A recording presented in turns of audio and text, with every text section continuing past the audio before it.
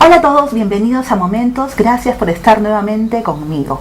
Hoy retorna al programa una escritora que aprecio y admiro muchísimo. Se trata de María Nieves Michavila, una autora que se ha propuesto como misión de vida reivindicar a sus ancestros a través de 2 libros que le demandaron un trabajo exhaustivo y prolijo. En primer lugar, publicó el ensayo Voces desde el más allá de la historia, que le costó mucho trabajo sacar a la luz, y ahora espera la salida de su obra Alfonso XII y la corona maldita, ganadora del premio Hispania de novela histórica del 2017. Muchas gracias por estar aquí, María Nieves. Muchas gracias, Serga. Yo feliz de estar acompañarte otra vez. Pues aquí te tenemos.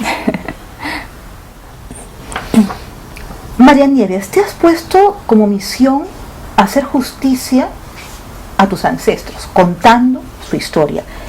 Pero eso tuviste muy claro que el camino sería escribirla y publicarla. De allí que te planteaste sacar a la luz 2 libros. Voces desde el más allá de la historia, un ensayo, y la novela histórica Alfonso XII y la corona maldita. Lo hiciste de manera estratégica para que no se confundieran los hechos reales con la ficción. Sí. Vas teniendo éxito, pero aún no es suficiente para ti. ¿Hasta dónde quieres llegar con tu lucha, María Nieves? Pues mi objetivo es que esta historia tenga la máxima difusión. Ya. Porque, como ya he dicho otras veces, creo que lo que yo he descubierto tiene una relevancia, porque en el momento en que algo se ha ocultado, ha habido tanto afán porque no se sepa, entonces eso ya para mí es bastante eficiente, y que esté el poder involucrado en ello, pues me parece serio, ya no porque sea mi tatarabuelo, sino yo creo que cualquier persona, el mismo caso, pues llama la atención. Entonces, obviamente yo me he involucrado mucho más porque son mis antepasados. Así es. Y bueno, he ido conociendo a estos personajes, he ido viviendo sus tragedias, y desde el principio he sentido como la necesidad de, como si esto me llegara a mí porque tuviera que cumplir este objetivo, ¿no? Una es decir, misión. sí, porque es decir, yo no sé, yo creo que cuando alguien, por ejemplo, presencia algún tipo de delito, el callárselo de alguna manera le hace cómplice, ¿no? Entonces, si yo he descubierto estos asesinatos y muertes y todos estos hechos, yo pienso que guardármelos para mí no, yo creo que esto tiene que saberse.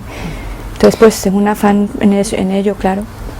Si bien tu ensayo Voces desde el más allá de la historia ha sido catalogado en prestigiosas bibliotecas norteamericanas y europeas, la Universidad de Yale, la Universidad de Pensilvania, Universidad de Columbia, Universidad de Toronto, Universidad de Arizona, Universidad de California, Biblioteca del Congreso de los Estados Unidos, Biblioteca de Nueva York, Biblioteca Estatal de Baviera, y está avalado por la prestigiosa historiadora e investigadora Isabel Bourdiel, Premio Nacional de Investigación 2011. ¿Cómo es que no se emprende ya una revisión de la historia, María Nieves, con todo esto, con toda esa repercusión que ha tenido? ¿Quién saldría perdiendo con esta verdad? ¿Qué intereses harías remecer? Bueno, vamos por partes. Primero, no es tan fácil conseguir una revisión histórica. De hecho, en la presentación que hicimos en la Facultad de Geografía e Historia, cuando fui avalada por Isabel Bourdiel, me acompañó en representación suya el vicedecano Miguel Requena. Y efectivamente él me dijo que claro, ese empeño que tengo yo es lógico en querer lograr una revisión histórica, pero eso me ha dicho que el proceso puede ser muy largo, o sea, no es tan sencillo. Hay que ir consiguiendo revistas que te publiquen un poco, que eso, o sea, no es de la noche a la mañana. En cuanto a los intereses, pues obviamente a lo largo de varios reinados, en mi libro dejo al descubierto que ha habido gente del poder que no ha querido que eso se supiera. De hecho, se ha falseado historia e incluso se ha recurrido a la falsificación de un historiador, y esto pues tiene el denominador común de la dinastía Borbón, ¿no? ¿Qué es lo que realmente importa tanto para que esto siga oculto? Pues es lo que es la principal pregunta, ¿no? Sí, y tu lucha es en solitario, porque tú lo haces todo. Ajá. No tienes aliados en esta tarea. No. De hecho, ha sido muy difícil porque, por ejemplo, como yo lo que planteo es, digamos, como echar por tierra algunas de las cosas que ya se han dicho, pues imagina, te puedes encontrar con gente que ya... o sea, la historia de tanto contarse de una manera y repetirlo tanto, aunque sea falsa, la gente ya lo da por sentado. Sí, es muy difícil. Entonces, ¿cómo haces que de repente digan, no, esto no es así? Te encuentras muchas veces con el escollo de que gente que dice, no, pero si este no era así, este tal cual, y sin siquiera tomarse la molestia de leer el libro o de investigar o informarse. O sea, que la gente se cree lo que ya viene sin investigar. El problema aquí es que varios historiadores han seguido la pauta de otros anteriores sin replantearse e investigar, que es lo que yo he hecho. Pero como dices tú, estoy en solitario.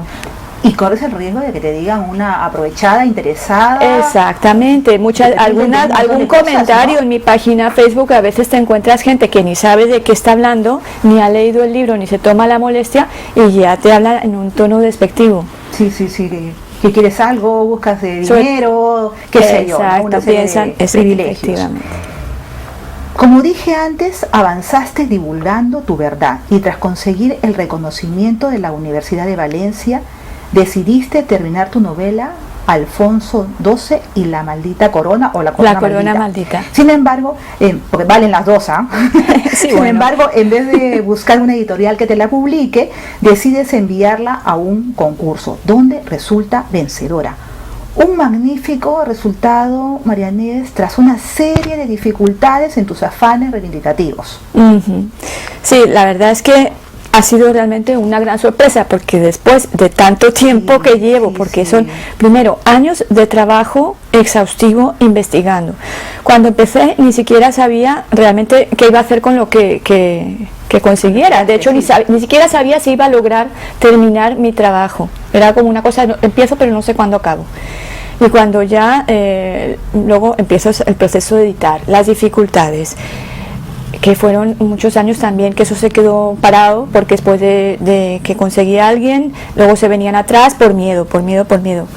Parece que con el tiempo esto se ha abierto un poco la veda, pude por fin ya editarlo, pero como no, sin esa repercusión que creo que merece, porque no solo por el trabajo sino por lo que destapo. Y luego pues ha sido más fácil de lo que creía cuando ya conseguí, pues como dices tú, ya en la facultad y ya un reconocimiento, pues yo ya me propuse, ahora que ya quedan claros estos hechos que son novedosos, que son noticia, y yo no podía presentar inicialmente como una novela, porque si no se sabría cuál era la ficción. Claro. Entonces ahora sí quiero novelarlo, porque además estos personajes, esa historia que tienen ahí es muy impactante, es muy fuerte, y esos personajes yo quería darles vida, quería hacerles sentir, pensar y transmitir todo lo que yo sentí a los lectores. Eso en un ensayo no es posible, porque en un ensayo tienes que limitar a lo documentado y listo, hasta donde he llegado. Aquí ya puedo también poner ficción. Entonces la escribí realmente muy pronto, o sea, enseguida, me costó muy poco. Y pensé, pues yo prefiero, ya que esta novela yo creo que ahora, el libro ya está, el de ensayo, ahora yo quiero probar, pues eso, un concurso, porque... no sé, yo tenía como una intuición de que tenía fe, y aparte que también un poco de pudor, porque en el libro de ensayo yo sé lo que hay, es documentado y tenía mucha convicción, pero en la novela ya es otra estructura muy distinta, ya puede gustar o no gustar, así como la investigación está ahí y punto, en la novela le puedes dar 1000 planteamientos a un mismo tema y pueden gustar o no. Entonces para mí era más arriesgado y yo prefería tener una opinión realmente que me asegurara que eso realmente merecía la pena, y por eso opté a un concurso, y mira por dónde fue enseguida. Un premio a tu gran esfuerzo, a tu gran trabajo. Sí. Para la gente que no está muy bien informada de este empeño que hablamos, ¿quieres aclarar o modificar qué quieres exactamente o qué demandas en cuanto a revisiones en la historia? Según tus investigaciones, ¿qué se ha contado mal o se ha callado? Pues mira, por lo pronto hay mucha leyenda que se ha dado por cierta. Entonces, está claro que hay mucha leyenda en la historia, pero hay que tener cuidado con lo que se dice. Pasa es que a veces de tanto repetir algo, y al final se toma por cierto sin más. Una de esas cosas es la paternidad de Alfonso XII. Entonces yo en mi libro, desde luego, no pretendo que sea mi tatarabuelo el padre, no tengo ningún empeño especial, pero sí es un hecho que me llegó a mí a través de tradición oral o por de determinadas fuentes, de que había pues algo apuntaba muy fuertemente a que esto sea así. Pero lo que yo tenía más en mí internalizado es lo del asesinato tan cruento de mi tatarabuelo. Que ese fue supuestamente, por la otra fuente que tengo, el padre verdadero de Alfonso XII, en lugar del que se ha publicitado hasta ahora, Enrique Puigmoltó y Mayans, que además es que lo dicen directamente, el padre de Alfonso XII, no, o sea, ni siquiera dicen los rumores, no, sino lo dan por sentado y ya, cuando solamente fueron rumores. Entonces, este tatarabuelo asesinado, estoy oyendo a mi abuela contarme esta historia de cómo murió, cómo fueron testigos su familia de este asesinato, y esto lo tengo pues desde siempre, ¿no? Era lo que más me impactaba. Cuando descubrí pues que había esta otra historia también, entonces lo primero que me pregunté es si había alguna relación entre estas dos cosas, entre que él fuera el verdadero padre y la forma en que había ocurrido este asesinato, que siempre me impactó muchísimo. Cuando empecé a investigar, entonces ahí vino la sorpresa de encontrar en un libro de historia contada la muerte de mi tatarabuelo dentro de la sublevación del cuartel de San Gil de una forma totalmente distinta a como me lo había contado mi abuela, que ella tenía, pues le había llegado el testimonio de su padre. Así que, claro, dices, ¿esto qué quiere decir? A partir de ahí es cuando empecé a investigar y llegué a descubrir que este historiador había falseado las fuentes. Y ahí viene la pregunta, ¿por qué? Y es lo que intento desarrollar en mi libro, Voces desde el más allá de la historia. Muy fuerte lo que descubriste, ¿eh? Sí. Todo el trasfondo realmente daría, como tú bien dices, un vuelco total a la historia. Sí. Se ha contado hasta porque ahora. Se encubrió en el gobierno de Isabel II, que es cuando ocurre, todo esto lo pruebo, porque yo consultaba el expediente de los acontecimientos, y luego en el reinado de su hijo Alfonso XII, cuando interviene un historiador y se falsea esto. Has declarado que fue muy difícil para ti escribir algunos episodios de tu novela. ¿Cómo hiciste para no dejarte arrastrar por el dolor, teniendo en cuenta que narrabas la tragedia de tu familia? Recreabas en parte, pero sobre la base de hechos que ocurrieron y fueron injustos, María Nieves. Sí, efectivamente, fue muy duro. No solo escribirlo, la verdad, desde el mismo momento en que yo descubrí esto, recuerdo mi primer día en el Palacio Real, en el archivo, descubrí el expediente de mi antepasada Gertrudis Romero. Para mí fue como un shock, porque en ese expediente me encontré, claro, los expedientes no están ordenados cronológicamente, te vas encontrando por fechas salteadas. En un momento que breve me encontré salteados acontecimientos terribles, otros más amables, pero fue un momento descubrir tanto sufrimiento que estaba encerrado en esas hojas, y que yo la primera que lo veía, que a mí ya eso me llegó, ¿no? Y estos personajes pues era como si sintiera necesidad de ayudarles de alguna manera, ya absurdo porque ya ha pasado todo, pero era como si fuera otra vez, al descubrirlo era como si ocurriera otra vez. Y a la novela pues he plasmado todo eso que yo sentí, porque para mí fue muy fácil conectar con estos personajes, descubrir sus vivencias y hacerles vivir, meterme en su piel, pues fue duro, ¿no? Porque eran episodios muy fuertes realmente, que han sido despojados de su dignidad. Empeñosa como eres, has conseguido que especialistas en reseñas de corte histórico y revistas especializadas se interesen en tu ensayo, pero te gustaría tal vez que tu novela captara la atención de algún productor español o extranjero y la llevara a la pantalla grande. ¿Hay alguna novedad al respecto? ¿Hay por ahí posibilidades? A lo mejor no lo quieres decir, lo quieres guardar en secreto, María Nieves. Bueno, es muy pronto para aventurar eso. Bueno, primero hay que sacar la novela, vamos pasito a pasito. Pero está el ensayo. El ensayo, sí. Sí. Está el ensayo. Pues no sé. ¿Estás abierta a todo? Yo abierta a todo. Desde luego yo creo que da de sí para esto. Y no solamente lo digo yo, me lo ha dicho gente. Dice, es que esto yo lo veo como una serie, como una película, es que es muy fuerte lo que ocurre aquí. Hay demasiada tragedia, demasiadas cosas muy duras, muy fuertes hay en esta historia. Y yo creo que daría mucho juego en el cine o por lo menos una serie. Ese es mi sueño, claro está, claro, es un sueño, pero... Mientras esperabas los resultados del concurso de novela histórica, decidiste publicar Manual del Buen Truán, que según tus palabras es un libro que pretende divertir y a la vez hacer reflexionar. El marqués de Cañahueca, su protagonista, predica la maldad y sostiene una nueva filosofía que replantea el mal como un bien, compendiando sus enseñanzas en el refranero truanero y el romancero villano. Das vida a un malvado muy peculiar. Cuéntame. Bueno, primero que nada, yo tengo muchísimo sentido del humor. No parece, se te ve siempre muy seria. Sí, bueno. No, la verdad, es una percepción mía, a lo mejor me equivoco, ¿no? Bueno. Te he sacado los colores, pero no importa, continúa. Bueno, ahora en serio. Ahora en serio, ahora vamos en serio. Sí. Sí, no, el humor es algo que yo lo tengo, o sea, no puedo evitar sacarle punta a todo, sí. Y incluso en momentos en que estoy peor me sale más el humor. Mira. Sí, sí, sí. Y honestamente esta novela salió en un momento malo y por eso saqué el humor. Ya.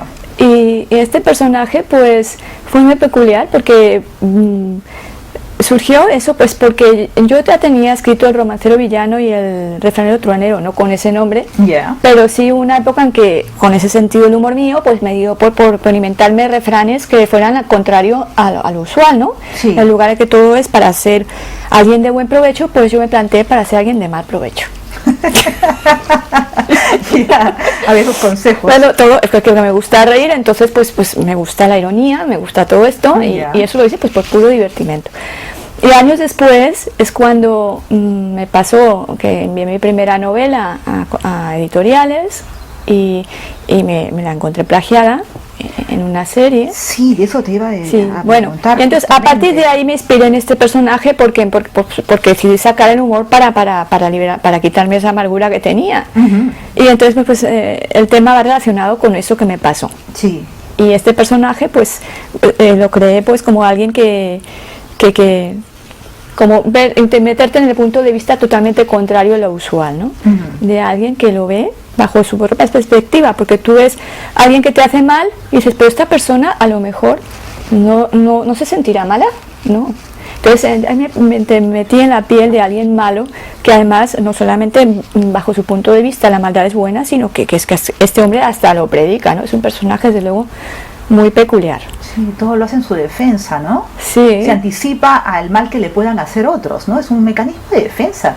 ¿Nieves, sí, no? Bueno, la historia del marqués de la Cañahueca, que bueno, proviene de un linaje de bueno, su madre, la militar, mujer que se dedica al oficio más milenario, sus hermanos, cada uno pues con habilidades para robar, para vivir de la alcahuetería, se dedicaron a ese entorno. Entonces este libro trata los 100 años de vida de este personaje que me encarga su biografía y entonces pues descubro su refranero truanero, su romancero villano, su filosofía y todas las trapacerías que ha hecho a lo largo de su vida. Es una novela picaresca pero a la vez que te hace reflexionar.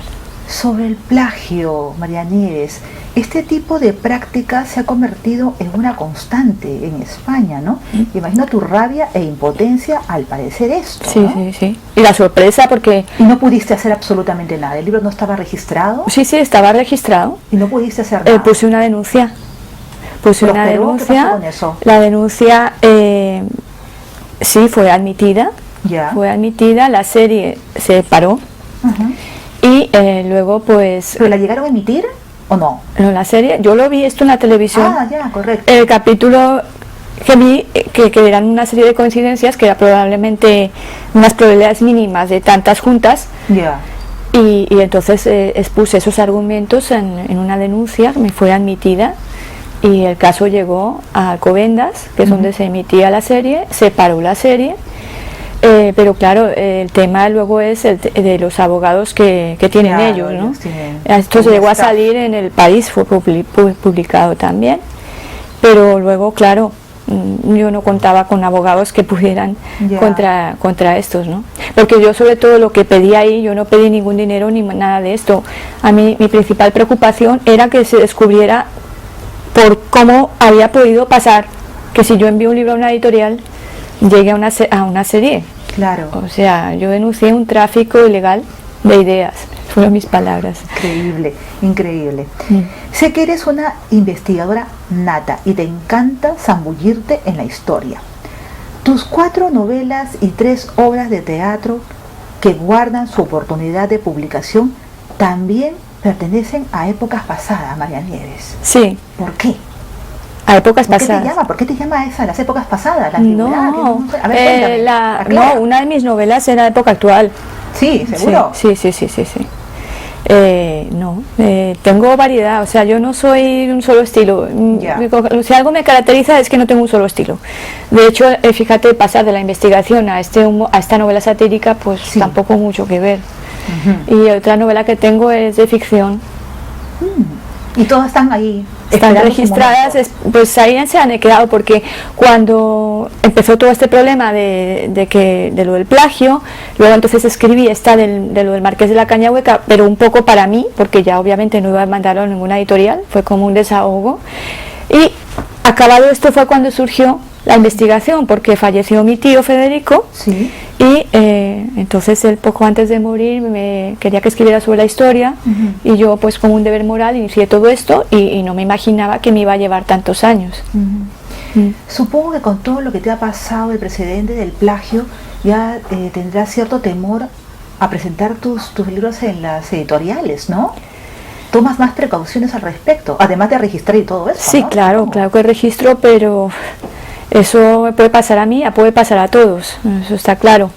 Pero en el libro de investigación yo tenía claro que no me podían plagiar, porque yo tenía todo esto documentado y no podrían argumentar, o sea, que eso obviamente no me lo podrían plagiar. Entonces ese sí, lo que pasa es que tendría gran dificultad para conseguir publicarlo, como ha sido. Pero me embarqué tanto en eso, y eso llegó a ser tal prioridad en mi vida, que todas las otras ahí están. Ya veremos en qué momento las saco. He sacado ahora la del Manual del Buen Truán, y veremos si las otras me decido ya más adelante. Voy a pasar a otro punto, a una de tus facetas que no se conocen mucho. Eres amante de los animales, especialmente de los gatos. Sí. Y has dicho que te comunicas de maravilla con ellos, tanto que incluso confiesas haber socializado con algún gato. Explícame cómo se logra esto. Socializar a un gato, pues eso, a un gato que no... Primero que nada, cada uno tiene una facilidad para comunicarse con unos animales u otros, ¿no? Hay quien es más de perro, hay quien es más de gato. A mí se me dan mal los gatos, pero en general amo a los animales. Pero los gatos me comunico enseguida, o sea, con cualquier gato enseguida conecto. Hay que entender su lenguaje, ellos se expresan corporalmente, pero no sé, tengo como eso, como una conexión muy especial.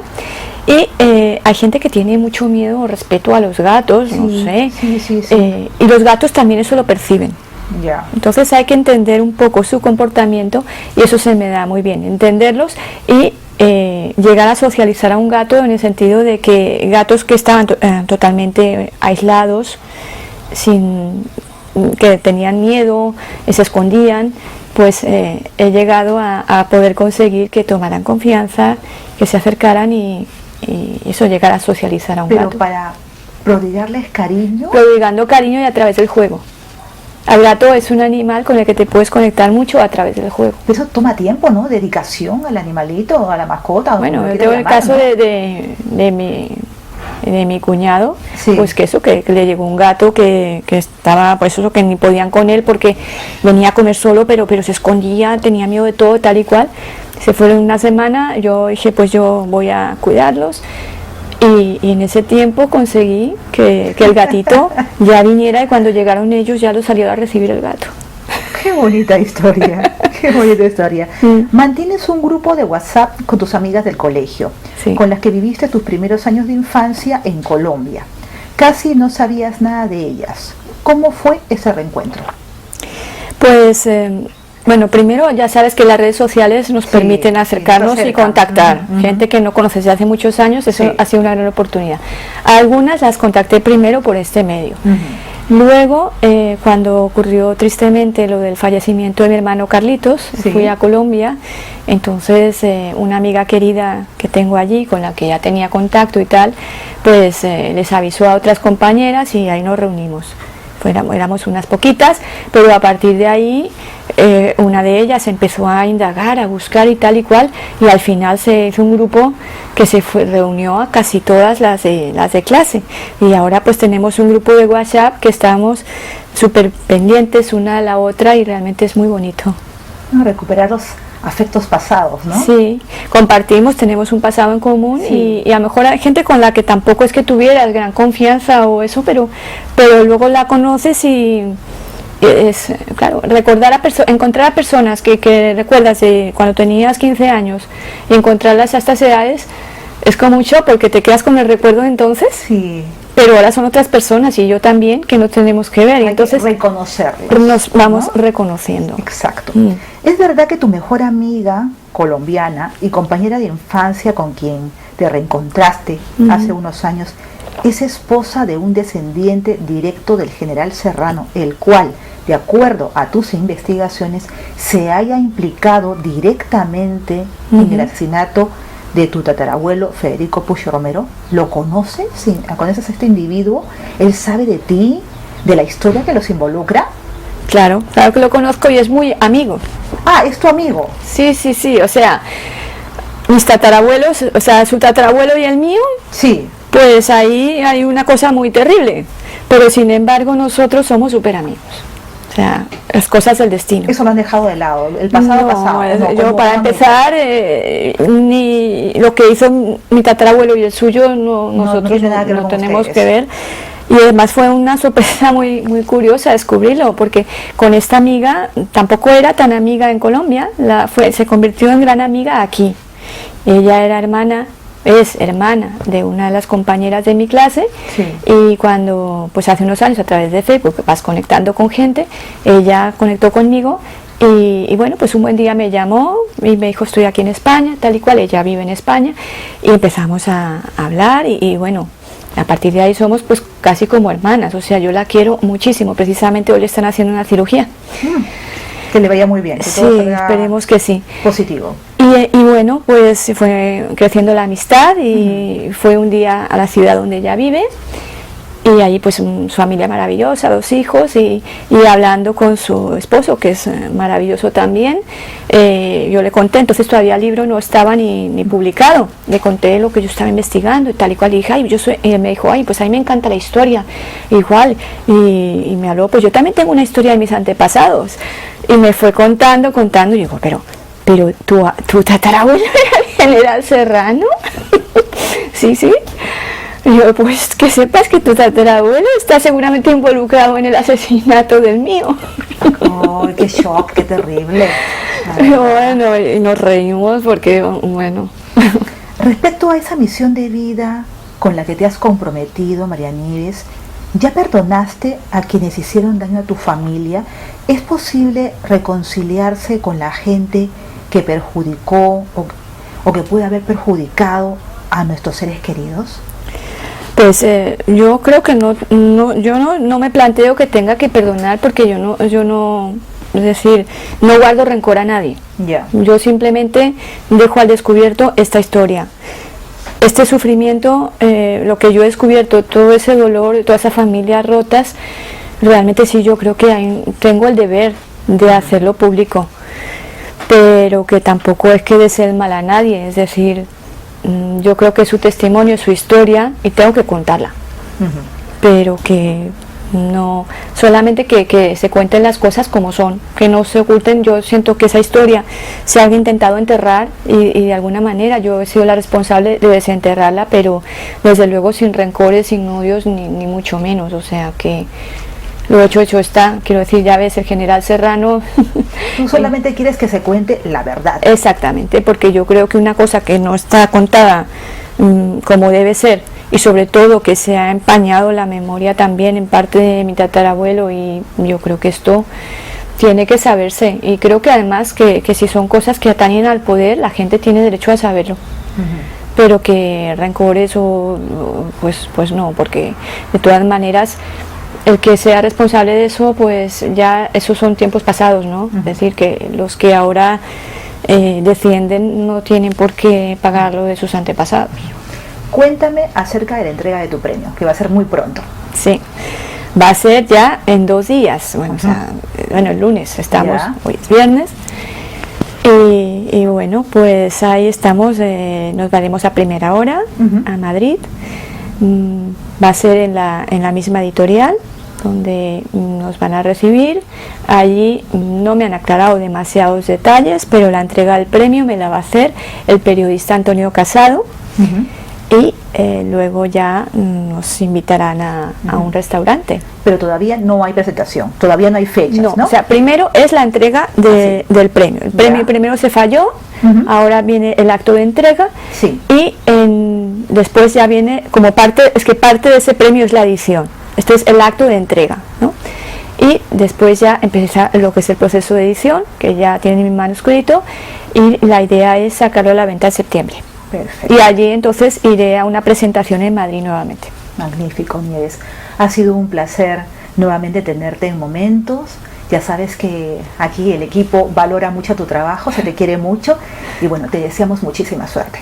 Y yo valoro muchísimo este programa y a ti, porque eres una espléndida persona, ser humano, profesional, escritora. Me gusta muchísimo tu obra y solo puedo decir cosas buenas de ti. Muchas gracias.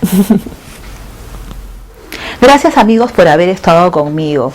Hemos disfrutado de esta entrevista con María Nieves Michavila, que está empeñada en hacerle justicia a su familia. Cambiar la historia no es fácil, pero yo estoy segura que ella lo conseguirá. Soy Elga Arreategui, nos vemos pronto.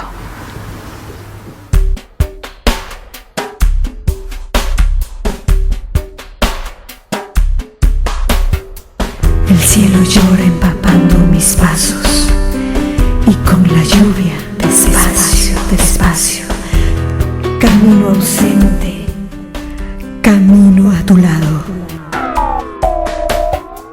En un vaivén constante y fugaz, hastiada de aguardar un probable final. Entretengo el pasar del tiempo que va